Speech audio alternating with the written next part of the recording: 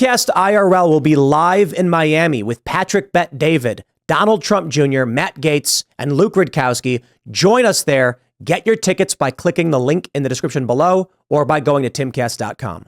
From the New York Post, Howard Stern hits back at critics. I am woke, mother effer, and I love it. This is the perfect example. I am so grateful for Howard Stern because if ever you want to explain to someone the cult, you need only show them Howard Stern. He says, I hear that a lot, that I'm not good anymore because I'm woke. By the way, I kind of take that as a compliment that I'm woke. Self-described king of all media said on Monday. I'll tell you how I feel about it. To me, the opposite of woke is being asleep, said Stern, a staunch supporter of the Democratic Party. And if woke means I can't get behind Trump, which is what I think it means, or that I support people who want to be transgender, or I'm for the vaccine, dude, call me woke as you call me woke as you effing want, Stern added. Let me break it down for you. You don't have to support Donald Trump to oppose wokeness. You don't have to be, I mean, and in fact, there are many people who oppose wokeness who are trans, who have gotten the vaccine. Howard Stern is the perfect example of cult member. He's simply saying, I want money and I will suckle whatever I need to suckle to get it. A guy who now he's got this viral clips from 1999, I think it was, Columbine. Yeah. Where he was saying, I can't even repeat what he said. Yeah. I'll try and keep it as family friendly as possible. Howard Stern advocated for the Columbine perpetrators to have their way with their victims and questioned why they wouldn't do it. This guy is as despicable as you can possibly imagine. And he's always been. He's always been. So this is the funny thing. Right now, we're looking at everything he's saying and being like, what a spineless piece. This is his bit. He always sides with evil. That's his thing. Well, I mean, but, you know, he started off as being the free speech warrior. I mean, I hate to think that we're giving Howard Stern what he wants right now, because all he wants is relevance. He's not really relevant anymore. So this is his sort of desperate grasp at being relevant, which, you know, really he's a drowning man. And now he's reaching up to pull woke down with him, which good riddance, because who wants to be associated with someone like him? I think he actually explains what woke is perfectly there. He's like, if you're for the vaccine, if you're for doing whatever the powers tell you, then that's what I am. It's yeah, we know, dude. We know. If that's what he was to have said, but he's not. I mean, wokeness is being a part of the cult. You can have reasonable disagreements on being for or against certain gender ideology things or the vaccine. There are a lot of intelligent people who are not woke who have real conversations about this. Howard Stern is basically just saying, don't know, don't care. Whatever they tell me to say, I'll say. Please give me more money. Yeah. And I mean, the Columbine thing is what everybody's talking about right now. You can go on YouTube. You can watch old Howard Stern shows from the 90s. I'm not a like prudish person at all, but some of the things they were saying back then, like, you know, make me go, oh boy, I can't believe they said that back then. The Columbine thing. Yeah, that's really bad. But in terms of like racist and sex, I mean, he was pretty far out there. I mean, if you can find hours of Howard Stern saying things that would get him canceled in an instant. He's got a whole movie about it, Private Parts, right? Right. Mm-hmm. If for some reason Howard Stern hit his head and woke up a new person tomorrow and he turned on this wokeness, he would be the next target. His show would be canceled overnight. Yep. And so he's sitting in his studio, and I'm willing to bet someone came to him and said, hey man, don't fly too close to the sun. Keep it here. You know, here's what we want and expect. And he was like, you got a boss. Yeah. And get ahead of it too. Yep. Get ahead of it. Say the right thing. Oh, I mean, the reason why he's saying I'm woke. I swear. It's because all of these clips are coming out, which would get anyone canceled. Well, it's uncle, right? Like He's getting his arm twisted and he's throwing it out there. It's the battle cry. I bet he cries at night. I'm not kidding. I'm not trying to be like, haha, what a loser. I'm saying like, you can't be a guy who has your whole career based on saying racial slurs and sexually inappropriate things, now be literally on your knees begging like a pathetic, spineless little baby and feel good about yourself. He was pretty open in Private Parts that he's kind of a cowardly guy. Like he came out and said the same, like he's like, oh, you know, I'm kind of scared of the da. And I mean, that just kind of shows here. Like he doesn't have the courage to stand up and look at the powers that be in the face and say, no, I'm not going to just kiss the boot, you know? He says, I want to be awake. I want to read legitimate news sources. Stern also alluded to claims made by Trump and his supporters that President Biden's victory was fraudulent. Here's how woke I am. I believe the election was not rigged. I am woke. I think that's a compliment, he said. It's really weird that he goes through a list of all of these things saying, please, please, I'm saying the things I was told to say. I'm just imagining Howard Stern on his knees crying as these like woke 20-something-year-old fat blue-haired women are like, say it or we'll get you fired because we can email 3 people. And then he's just like, please, please. Wow. I just, look, man, I could not understand doing that. I talked about this before. When I was little, I'm like watching these historical lessons or whatever in school, or they play cartoons. They tell stories about someone would get captured and they would say, renounce your faith, otherwise we'll kill you. And they'd be like, I will never do it. And then I'd be like, why not just lie? Like, seriously, just say it. And then now I wouldn't say I would completely ever agree. I do think there's some value in just trying to escape people who are attacking you and being smart about it. But now I get it to a certain degree. Howard Stern is the kind of guy that would immediately fall to his knees and offer to, like if a guy broke into his house, he'd just be like, I will let you do anything to my body. I swear to God, just whatever you say, man, you can have anything, including me. That's the kind of guy that he is. Whereas, like, I'm sure most people listen to this show, me and many of the people in this room would not purport to be tough guys who are going to win a fight, but would probably try to protect our homes to whatever degree we could. Whereas Howard Stern would just drop to his knees and be like, tell me what to do and I'll do it.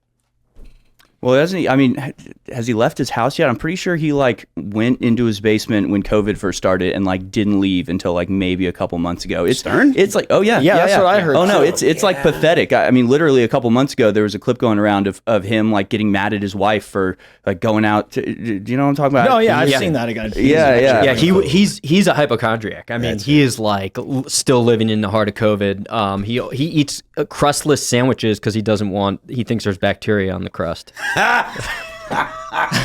Could you imagine, like, take this article and bring it back in time to you know, the 90s when Howard Stern is like this shock jock that everyone's talking about, like, wow, he's so crazy, and then be like, nah, that's who he really is.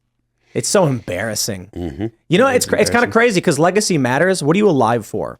You're alive to leave something behind for your family, for your friends, for your kids, to have a positive impact that makes humanity better. Jeez. Well, I mean, this is Rage Against the Machine forcing people to get vaccinated before they go to their shows, right? Rage on behalf of the machine. Yeah. And I mean, on behalf of, you know, it all goes back to a spiritual battle, and that's what I get from all of what we've just seen Howard Stern say is just this like deep-seated, really thorough spiritual cowardice where he's just like, I just believe whatever they tell me. I believe whatever they tell me. I have no beliefs higher than the humans around me who order me around. If Howard Stern was sitting in a park eating a ham sandwich and having a milkshake, and a bunch of Trump supporters walked up to him and they're like, hey, Howard, we want to have a word with you. He'd go, I love Trump. You know, I actually love him. I've loved him the whole time. I mean, the show is a show. It's not real. Like, you guys know, I've always been that guy. He will say anything. I'm saying that, like, you could, a guy in a MAGA hat could walk up to him and be like, hey, Howard, nice to meet you. And he'll immediately be the kind of guy who's like, oh, you know, Trump's actually really good. I really like him. And the things on the show aren't real. Just, I'll say whatever I need to say. Spineless. Cowardice. Seems like Sad. But this is so many people. It's not just Howard Stern. Right. There are so many people right now, and I'm sure the people listening know people like this, that you know, like, I'll put it this way. Everybody's got that friend, more than one maybe, or family member, who you know has said something bad or done something offensive, and all of a sudden now they're acting hoity-toity, acting like, you know, oh, everyone's got to fall in line. Why? They're scared it'll come for them. I was talking to some people from Vice, and I was telling them about this. I was like, dude, back when we were working there, like, the articles that they were writing, the stuff that was getting all the traffic and hitting, like, they won't do any of that stuff. And they're like, well, we can't do that anymore. And I'm like, says who? Who says you can't write the articles that people actually want to read? Hey, guess what? Vice is bankrupt. Congratulations, everybody. You had a choice to march in lockstep with losers like Howard Stern and then lose all your money. And that's what you chose. That's really amazing. I really do wonder.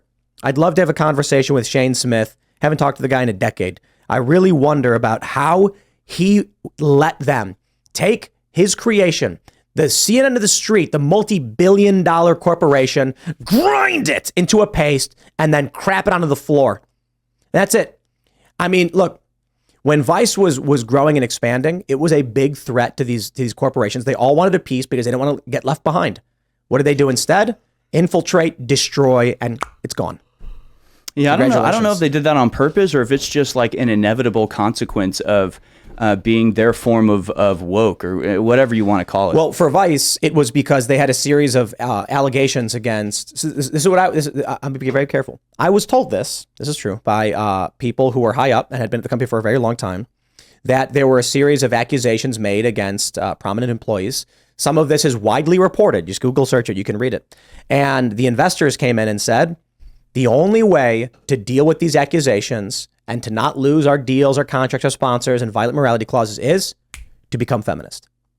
Embrace the feminism, become a champion of the activism, and push back on misogyny. And now you are protecting yourself. And they went, you got it, boss. And then just spiraled into obscurity. And wasn't the main investor George Soros or a Soros-controlled organization? No. Vice first got their big money from, I think it might have been Fox. No, that's not fair. When they came, I used to know. It's been so long. Yeah, I thought it was Disney and that was way later. Okay. It was Disney, and that was actually through A&E that Disney got involved. I think it was like A&E was Hearst. And Is there some kind of Canadian grant or something like way back? That's super way back, super early days when it was called Voice of Montreal. They came to the U.S. They got a little bit of money. I can't remember where it came from. But they had big investment from Rupert Murdoch. That was first, and that's I mean, it's Fox Corporation, right? That was, I think, $70 million. They had, I believe, they had investment from WPP, which is basic. Like, people really need to look at what WPP is and start researching that stuff. There's like one company that owns a piece of all of these different media properties, and then later on they brought in, I think it was A&E, which basically brought them money from Disney, and I think it's been a long time. But I'll just keep it simple. Everybody knows Vice. And there was a point where I'm sure most people watching, they're in college or they're getting out of college and they're watching those Vice documentaries, and they were awesome. They were super cool, yeah. And then all of a sudden, somehow, what happened? I can give you an example. When I started working for Vice, one of the as part of my negotiation was I flat out said to the executives, I do live streaming and social media stuff. What I don't do is documentary stuff. I need that because in between big breaking news, what content is Tim Pool releasing? Like, what am I covering? What stories am I doing? It's not always big breaking stories. So here's what we'll do. I will cover the big breaking news, live stream it to the millions of views. And then in the meantime, we will produce mini documentaries around these stories. So we'll put it this way. If I go out and I cover, say, like Gezi Park in Turkey, we can do two things. We can film a mini doc about it, and we can live stream it. 2 birds with 1 stone. And then you guys are helping me where I need help. And they were like, that's a brilliant idea, Tim. Welcome aboard. You're awesome. And I was the first person hired for Vice News. And then what ends up happening is one day, one of the producers comes up to me and he's like, look, man, I know you really want to do some of these documentaries and stuff, but and this was specifically HBO. There's a lot more nuance to it. Essentially, the original idea for Vice News was whatever HBO wouldn't pick up, they would run on a different channel. And he said, the thing is, HBO doesn't want white men. We got to get more, people of color and women. And I was like, I'm mixed race. And they were like, yeah, that doesn't matter. You look white. So, and I'm like, and that's the game they play. So here I am, I'm hired. And then I got pissed and I went to them and I said, here's our arrangement. Here's what you promised. And they're like, we know. They gave me more money. And then eventually I was like, I'm out. Like, if you're going to tell me that I can't host things because of my race, and literally they did. And I'll also say this too. Some other producers were very polite to me and basically said, without being mean, I wasn't that good at it. And that's totally fine. I had one guy be like, you got to figure this stuff out, man. Okay. And I'm like, sure. And then another guy was like, the reality is we can edit this stuff. We can make it however it needs to be made, and we can direct you. HBO doesn't want white people. And I was like, okay. I was like, well, all right, there you go. And I experienced the same thing at Fusion. So let them all rot. When I see them failing, when I see Vice and Fusion, wow, how funny is this? Timcast Media is rapidly expanding. We got the coffee company is growing. We're hiring more people. We're doing more show deals. We got a big announcement coming soon. We have this big show in Miami.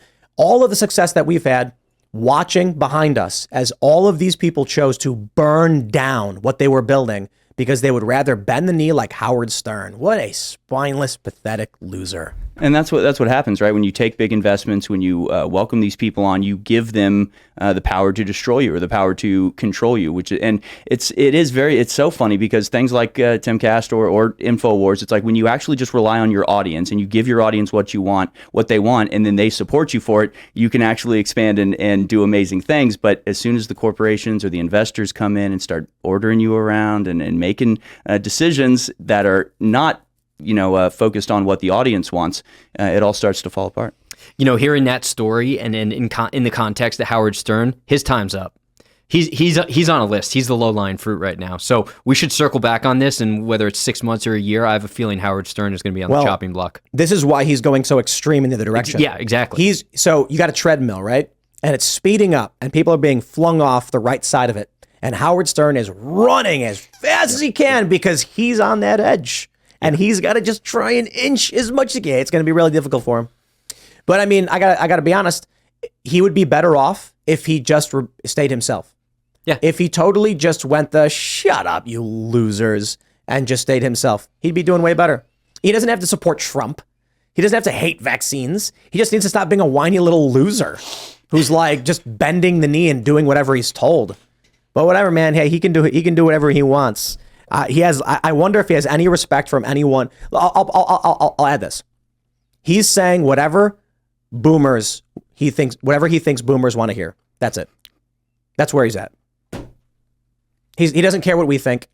I'm half his age. How old is the guy? 70 or something? He didn't care. Pretty old. Yeah, he is. Yeah. So he's not trying to impress me. He's trying to impress other boomers. And that's the reality of how generations work. Like, we don't do this show specifically targeting 19-year-olds. We don't do like some companies do that weird stuff where they try and pander, like, hello, fellow kids, like we just be ourselves. That's what we do. We be ourselves. And then what happens is the attitudes, the worldview, the things we like resonate with people close to our age. That's exactly what he's doing. He is 69 years old. Holy Yeah, cow. look at that. He's ready to run for Congress. Thanks for watching this clip from the Timcast IRL podcast. Hang out with us live Monday through Friday at 8 p.m. and become a member over at timcast.com for uncensored, members-only shows exclusive. Thanks for hanging out, and we'll see you all next time.